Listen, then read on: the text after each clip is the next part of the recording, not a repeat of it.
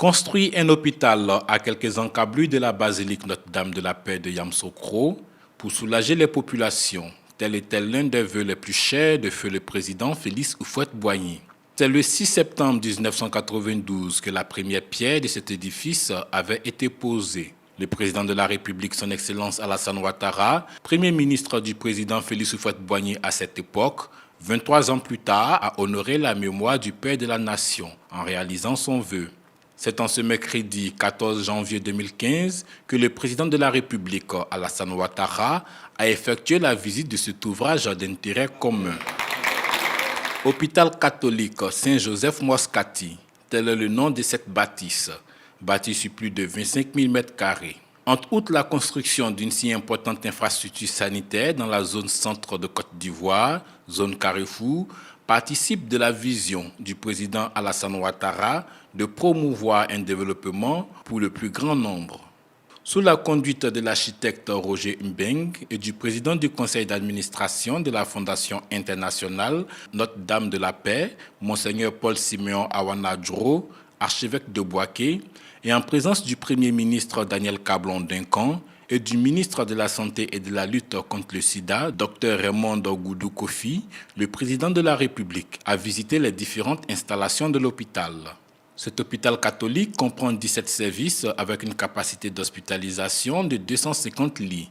Il comprend aussi un espace d'accueil pour les familles des malades et des logements pour les religieux de l'ordre de Saint-Camille, à qui le Vatican a confié la gestion et son exploitation. Se trouve aussi dans l'enceinte de cet hôpital une chapelle. À la fin de la visite, le président de la République a écrit dans le livre d'or avant de s'adresser aux journalistes présents pour déclarer sa satisfaction. Je voudrais, comme tout à l'heure l'a lu Madame le ministre Raymond Goudou Kofi, me réjouir d'être ce matin à l'hôpital Saint-Joseph Moscati pour cette visite qui permettra d'ouvrir l'hôpital de manière effective.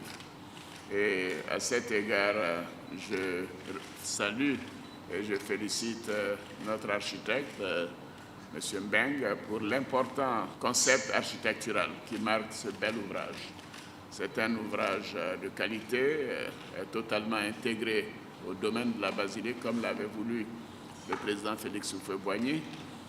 Vous connaissez l'attachement qu'avait le président Félix Houphouët-Boigny à l'intégration, et il était le père de la sous-région en réalité.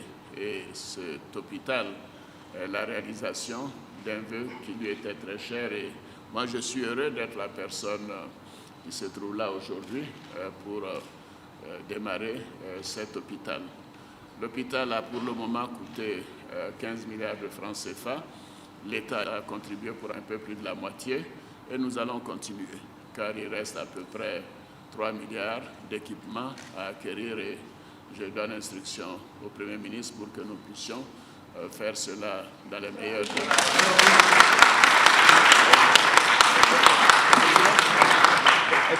Je voudrais aussi dire que je suis personnellement fier d'avoir ce bel ouvrage à Yamoussoukro.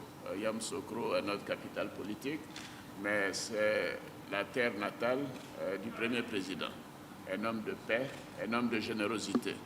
Et cet hôpital permettra à de nombreuses populations d'avoir accès à des soins dans des conditions équivalentes à tout hôpital moderne partout dans le monde.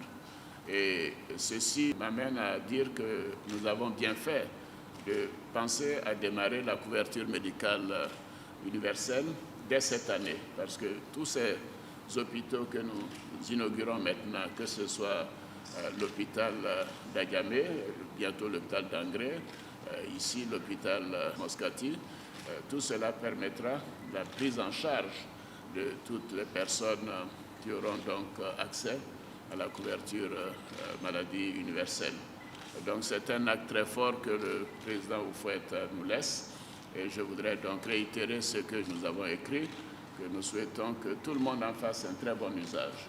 Je voudrais saluer la présence des pères camiliens qui sont là et qui ont accepté, avec tout le personnel médical détaché par l'État de Côte d'Ivoire, qui accepte également de venir se mettre au service de ce bel ouvrage, de cette belle œuvre. Évidemment, c'est un grand jour pour nous tous.